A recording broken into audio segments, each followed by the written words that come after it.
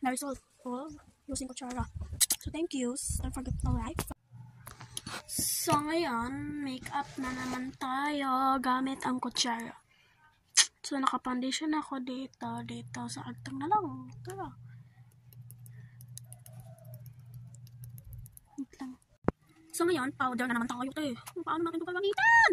Ganun na lang. Bumili lang yata ako ng makeup para sirain. Paano ba ito gamitin? Tandang.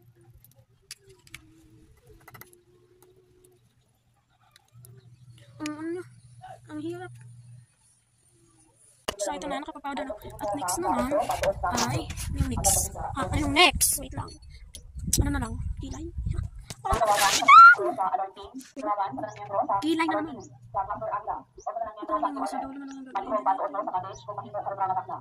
Kasi, tsara, walang iba. So magkaroon kaya kung anong next. Kasi gagawin ko.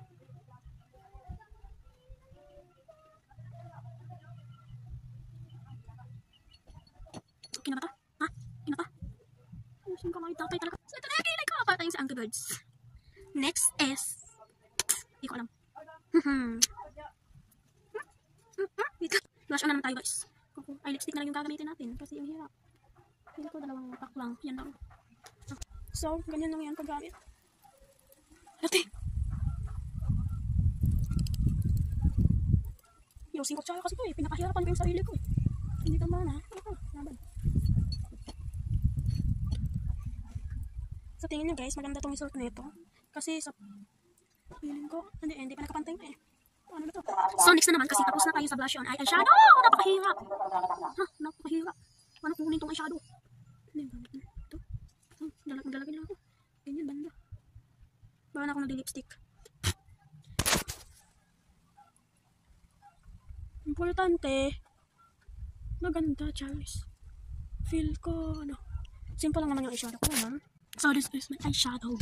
Next is nose tayo. Ano ba naman? Tignan nyo. Tignan nyo na maayos. Kamay ko na lang. Bakit kasi? Ang hirap. Bakit kasi ang hirap? Wait lang. Nagikamot na. Nagikamot na natin. Hindi na pwede. Okay na yan. Lipstick na naman tayo. Normal lang naman yung lipstick. Yan lang.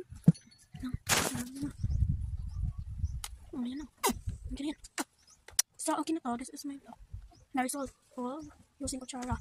So, thank you. Don't forget to like, follow, and share. Comment kayo guys kung ano kasunod. Bye!